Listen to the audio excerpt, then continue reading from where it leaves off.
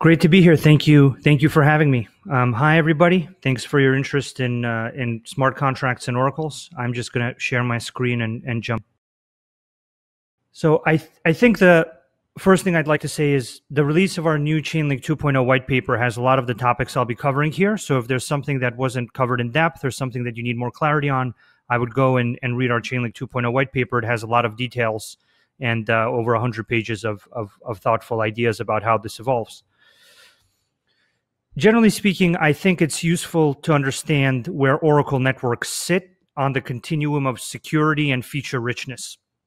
So blockchains are highly secure and they minimize trust assumptions very well, but they're limited in functionality because they're purposefully made to be highly limited in their interactions with the external world. And this means that they can only do a subset of computations on their own without the help of an Oracle network. At the same time, centralized web servers are highly performant, very feature-rich, super connected to all the world's data and other services, but they are not trust minimized, right? So the trust assumptions there are completely broken. This is Robin Hood level trust assumptions, complete control over the system through a single party. What Oracle networks do is they sit on this continuum somewhere in the middle, and they actually bridge the divide between blockchains that create a lot of trust for holding people's assets, creating transparency about state, and the centralized web servers and all of their data and all of their performant services, right?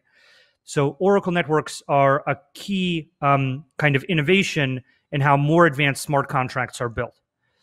These more advanced smart contracts essentially take the form of what we call a hybrid smart contract in the white paper and what we generally consider to be the future of most smart contracts, because they are a combination of real-world outcomes made available or possible by the Oracle network and the highly reliable, trust-minimized state and asset transfer from smart contracts. And it's really the combination of these two capabilities which creates more advanced smart contracts, which we call hybrid smart contracts. Our plan is very simple. It's to continually expand the amount of services, the amount of off-chain services that are available for hybrid smart contracts to be made possible, basically. Hybrid smart contracts, once again, are made up of two equal parts. One part is the blockchain. The other part is the real-world outcomes, real-world data, off-chain computation, proof of reserves, any number of other pieces of proof or outcomes generated by the contract. And our goal as a project and as an open source framework is very simple. It's the provision of greater and greater amounts of decentralized services, and that provision of services then leads to more and more hybrid smart contracts, which creates a virtuous cycle where more hybrid smart contracts create a greater market for more services, and more services are then provided to those hybrid smart contracts to enable them to both expand in scope and create entirely new use cases. At this point, I think we're relatively well known for releasing the types of decentralized Oracle networks and making those decentralized Oracle networks possible in a way that developers can configure them into more and more advanced use cases. I think this march towards more and more advanced hybrid smart contracts will only continue. This is really what the white paper talks about and what we seek to achieve in a more and more advanced way. It really comes down to what we call a decentralized meta layer, where you have a multitude of different decentralized Oracle networks interoperating with a multitude of different smart contracts on different chains. And one contract might be about supply chains, another contract might be about payments, another one might be about holding assets. And then there will be relevant DONs for data, for randomness, for proof of an asset's status. And all of those eventually get combined into what we call a hybrid smart contract. We already today actually see multiple DONs, multiple decentralized Oracle networks utilized by a single smart contract. So this means that you have the same model that you have in the web world, where there's a core piece of code interacting with multiple services. Just in this version, it's a piece of on-chain code interacting with multiple decentralized Oracle networks, each of which represent their own individual service. And this dynamic, I think, will continue because it's the analog you see in the web world and in the enterprise world. You basically see a composition of services across different environments, different languages, different types of services into more and more advanced applications. That's where the entire industry, the entire blockchain industry, starting with DeFi, moving on to insurance, moving on to gaming, moving on to fraud-proof ad networks, and so on. We actually already see this happening. So if you look at composability and all the conversations about how does DeFi function today, you'll actually see all of this already taking place. So you will see individual DeFi protocol contracts acting as services for each other. And then you will see decentralized Oracle networks providing those DeFi protocol contracts with various off-chain resources that they critically need.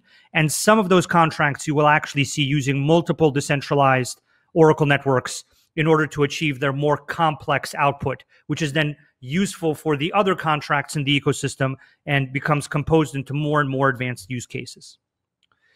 Generally speaking, we're known for securing the largest amount of these contracts, for generating the greatest amount of hybrid smart contract computations in DeFi, decentralized insurance, gaming, and other verticals in the smart contract industry. This is largely because of our commitment to security and reliability and the growth of the breadth of data available on Chainlink networks, as well as the depth and quality of data and computations that are increasingly available. And just to be clear, this extends also to computations as well as data. Generally speaking, what we're seeing is a continual expansion of more and more data with greater and greater quality for the markets and the compositions of kind of data and on-chain code that has more and more value. And then we're seeing a greater breadth of data. So we're seeing a variety of data. Generally speaking, if hybrid smart contracts define DeFi, as shown here, if our ability to provide, instead of hundreds of Oracle networks, thousands of Oracle networks, and therefore thousands of individual decentralized services and individual data points to build markets, then I think that decentralized Oracle networks are a critical aspect of how DeFi will and should evolve, because it's really with the appearance of decentralized Oracle networks that can reliably provide these inputs that you've seen decentralized financial products come to life. This is really the second part of their life cycle, or in many cases, the first part, because the data is actually controlling or triggering the on-chain contract. The usefulness of this to society is something that I'm not sure has been fully grasped yet. And I think a number of failures in the existing system in various ways that are unpredictable at this point will continue to highlight just how valuable DeFi is. I think Robinhood's a great example of this, where everything looks fantastic, everyone's trading, everyone's doing what they think the system's supposed to do, but then they realize that the system doesn't work the way they thought it worked, and then they basically realize that DeFi is the answer. This is a dynamic that's going to continue to happen in different verticals that are kind of unpredictable. But as this dynamic happens, people will continually realize that decentralized financial products, in addition to having better yield, are actually the interaction they want to have with their own assets and with the global financial market. And what I think this will all lead to is DeFi protocols that interoperate and are powered by various decentralized services and decentralized Oracle networks on the back end will come to define how the world moves value between industries, whether that's the derivatives industry or the capital markets, insurance, or carbon credits, and even the interoperation of all of these industries will eventually be happening in this kind of singular smart contract layer somewhere, which is powered and backed by a large collection of decentralized services for the more advanced functionality of the contracts that go beyond tokenization. I think the other dynamic that we've seen is that smart contracts and blockchains are not as understood as we would all like them to be, or I think they should be, for their contribution to society. And one example that I think is relevant to current events is the positive impact that smart contracts, and specifically hybrid smart contracts, will have on the environment, about which I'm pretty much positive that they will have and almost an immeasurably positive impact. The first variant for how hybrid smart contracts will help people deal with a changing environment and help people adapt to it is by softening and mitigating the negative externalities and the negative outcomes in relation to climate change. So I think what climate change will do is that it will shift rain patterns, and it will shift how basically farmland is utilized, and that'll create certain problems for different economies and different farmers, especially in emerging markets. And I think that those problems will be pretty much spikes that'll then normalize, and people can still farm, but there'll be spikes where a drought will be unexpected or more intense than expected. And if we want to soften the outcome created by climate change or environmental impacts, one way is to give people an ability to manage risk, right? One very good way is giving them an ability to manage away the consequences of climate change through a financial product that lets them mitigate the negative impact on them and their livelihood and their economic destiny. And this is where I think decentralized crop insurance from insurtechs like Arbol that use blockchains like Ethereum and Chainlink oracles to provide weather data is truly amazing, where you're basically coming to a world where people can reliably access an insurance product in a globalized way without an insurance company necessarily being present in their local geography or choosing to do business there, but the contract will still be available to them. I think the next nuance for how smart contracts and hybrid smart contracts in particular will have a very positive impact on the environment is basically more and more advanced carbon credits and more advanced incentives for reforestation, carbon sequestration, and all these other types of dynamics.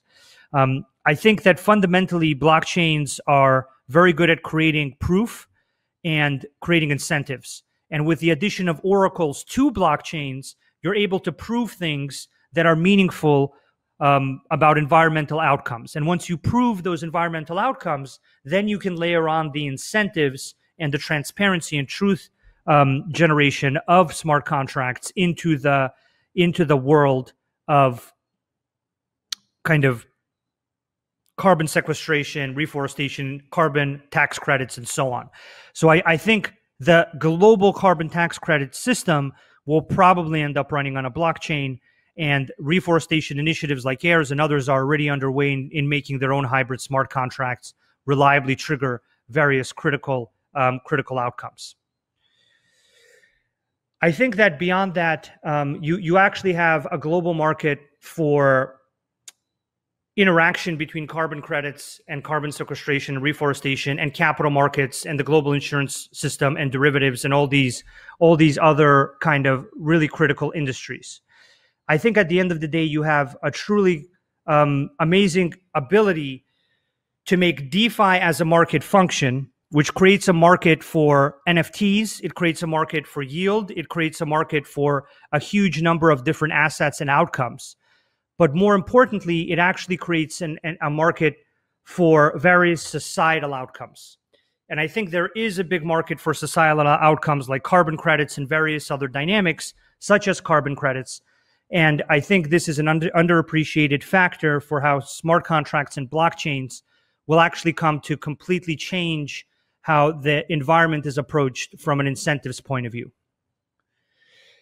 Beyond that, beyond the ability for smart contracts to properly preserve the environment and create a market that creates the incentives for that, I think there's actually a number of questions around how you prove things about the existing financial system. And this is where you start to see the expansion of various decentralized Oracle networks well beyond their usual data delivery or other tasks. So for example, in the case of proof of reserves, you can actually combine multiple inputs into a Chainlink Oracle network, and that multiple collection of inputs can end up proving a large collection of things to a smart contract about the status of those assets. And the reason that this is important is because the global financial system basically right now depends on in-person audits for assessing the exact same things, but those in-person audits have a number of failure scenarios. So they have a number of issues where while an auditor seems like they can properly solve a problem, there are many cases where at the end of the day, the human aspect and the lack of cryptographic proof makes it very difficult to prove things about the world in a reliable way. And I think that from DeFi to environmental carbon credit systems to the ability to eliminate various fraud dynamics with not annual audits, but second by second cryptographically guaranteed audits, we're essentially solving multiple societal problems whether that's access to banking or insurance or mitigation of climate outcomes, or actually the reversal of them through reforestation initiatives, as well as the ability for the world to work in a predictable, reliable way without having to rely on basically a people-based process, and being able to switch to a cryptographically guaranteed, mathematically proven process that doesn't have to do with people's choices. It has to do with encryption and cryptography working as expected, which basically means you move to a system where physics guarantee things instead of a system where people guarantee things. And the movement to a cryptographically guaranteed world from a people guaranteed world is, I think, a colossal shift, which will only become more important as existing systems that propose to solve problems don't solve those problems. This is, I think, really the body of work that Chainlink is involved in. It's involved in creating the many different Chainlink Oracle networks, the many different services, whether they are in the provision of data or whether they are in the provision of computations in an Oracle network. Because once again, what we're already seeing is multiple Oracle networks being used by a contract, and we're actually seeing some amount of computation move into those Oracle networks in order to avoid costs or to reduce privacy concerns or any number of other concerns. And at the end of the day, I think a hybrid smart contract will be a collection of multiple pieces of smart contract code, probably even on multiple chains at the same time, and the collection of different decentralized services that are combined to make that more advanced smart contract. And then those more advanced smart contracts will live in a highly interoperable universe of other smart contracts that are then composable into, more and more and more advanced use cases in permissionless, very rapid ways. And I think that's the future that we're all very excited about, and that Chainlink and the Chainlink network is extremely excited about moving towards. Generally speaking, what we see is that as the amount of hybrid smart contracts increases, the demand and need for decentralized Oracle networks and their services increases, right? People want to make DeFi, they need data. People want to make fraud-proof gaming, they need randomness. People want to prove asset state and get it on chain, even though it inherently exists off-chain, they need proof of reserves. And so as more of these hybrid smart contract activities happen, there's more and more demand for decentralized services. And I think the important nuance point here is, where do you aggregate that demand in order to get the maximum amount of security and the maximum amount of positive outcomes for all of the users simultaneously? The really fascinating thing to me is how people still have a question about whether DeFi or blockchain gaming or these other things will grow. I think if you look at the percentage of value that is locked in decentralized financial products today, and you look at the percentage over time, I think you'll basically see a huge increase just by virtue of how much value can be put into that format. And the percentage right now is well below 5%, and I think it's going to continue to grow.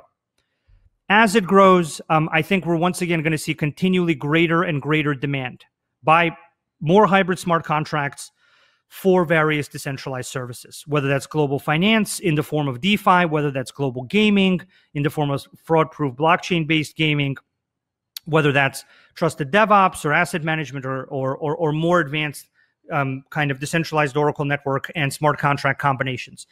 But this is really the dynamic that I think is going to be driving our industry. It's the continual creation of more and more advanced hybrid smart contracts, which need to consume more and more advanced decentralized services, and which need those decentralized services to provide them with greater and greater security as they secure more and more value. The universe of contracts and value that can flow into the hybrid smart contract format is, I think, quite massive, right? I think there's a fundamental gap in terms of how much value can be in the cryptocurrency or the DeFi or the hybrid smart contract format, and how much value is outside of that format.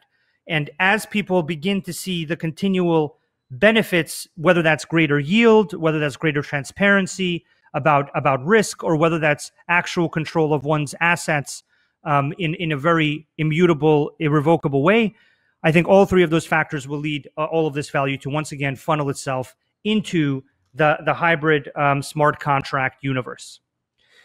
I think what all of this will lead to is a greater and greater cryptoeconomic security cycle for Oracle networks that are able to capture a greater and greater amount of users. And the way that this cycle works is that each additional user contributes their fees to a shared pool, which is then spent to increase the quality and security of the network that they utilize together with other users. So I think the really fascinating dynamic around all this is that as the fees are aggregated and as actually the amount of users that can vote on outcomes in relation to the network is aggregated, you continually see a massive increase in the amount of security available by Oracle networks. And this is once again because just like blockchains aggregate user fees into a single infrastructure that are then spent to incentivize the operation of those systems, the fees from the many hundreds of users of Chainlink Oracle networks are also aggregated into singular networks. And each singular network has a growing and growing collection of users which contribute their fees and actually their ability to vote on certain outcomes. And that contribution increases the security and reliability of the system for all of the participants. And so what this means is that the network effect of aggregating the fees and the voting and decision-making of multiple users into one specific decentralized Oracle network, into one decentralized service about one specific topic, creates a highly secure and substantially more reliable system than some other system that has fewer users, fewer fees, fewer reliable kind of voters to decide what's happening with the network. And this really is what Chainlink has already done and is continuing to do at a very fast pace. It's the continual aggregation of more and more users together into a single shared fee pool that creates a single decentralized service that is highly reliable for all of those users. And each additional user contributes an additional set of fees that drives the continual improvement and security of that network for each subsequent user, for themselves, and for each existing user. And I think this is the network effect that's important to understand. And if we believe this network effect exists, and we have already seen it exist, then we actually want the proper aggregation of user fees and the proper kind of aggregation of security into a single high-quality decentralized service across use cases and across chains, such that if you need a single piece of data delivered in a decentralized Oracle network format, you actually want it to come from an Oracle network that's supported by the largest amount of users, the largest amount of fees that are aggregated to create the greatest single collection of nodes, highest quality data sources, highest quality hardware, and various other guarantees that that large collection of users need. Beyond that, I think there's actually a second very important use case for the increased amount of users using a single Oracle network.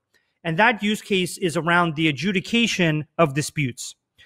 So in Oracle networks, especially efficient Oracle networks, there really shouldn't be disputes. There shouldn't be disputes about what the value is output by the Oracle network. Is the value of the asset $1 or $2?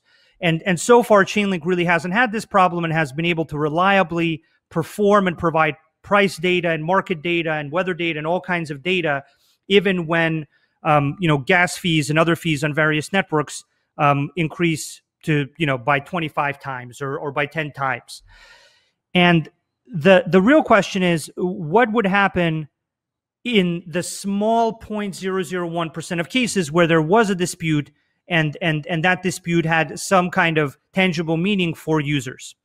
Well, just like the aggregation of user fees creates a greater and greater pool for the purchase of various security hardware, better and better systems, more and more reason to put up explicit stake in order to provide a larger and larger deposit, the ability to aggregate the voting power and the decision-making power of multiple users is also a fundamental kind of premise of what Chainlink does. And it maybe hasn't been as clear, but the system that we're putting in place has two tiers. The first tier is a tier that will inform the system about any kind of deviation.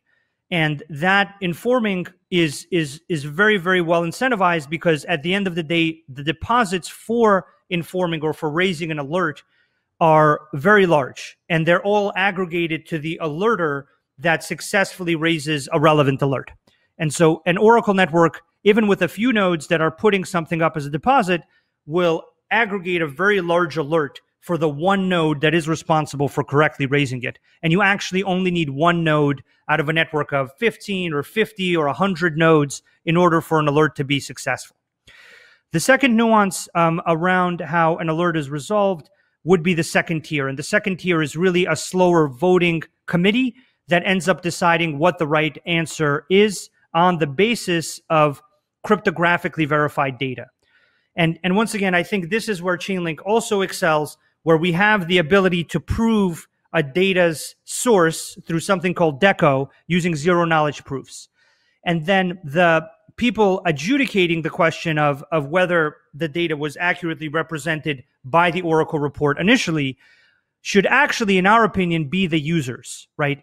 The users that are now in the hundreds and, that on certain Oracle networks are growing and growing in number are actually very, very interested and very, very incentivized to have a well-functioning Oracle mechanism, because their application fundamentally depends on an Oracle mechanism in order to be considered reliable and real, and their cost for adjudicating a dispute with cryptographically verified data from a service like DECO is really, really low.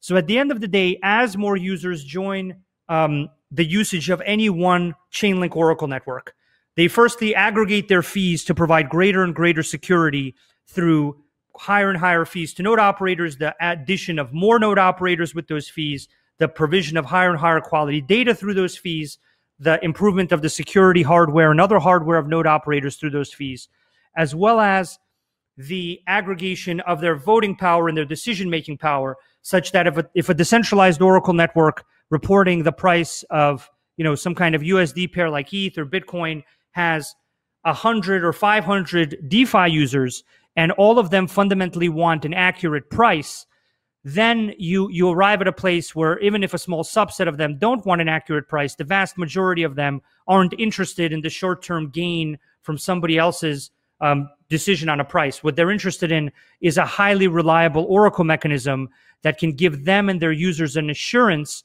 that their system operates correctly. And so fundamentally, them as a set of adjudicators makes the most sense for the very small percentage of questions that might come up. Generally speaking, once again, Chainlink hasn't had these problems come up, and so far we haven't needed a second tier level of adjudication.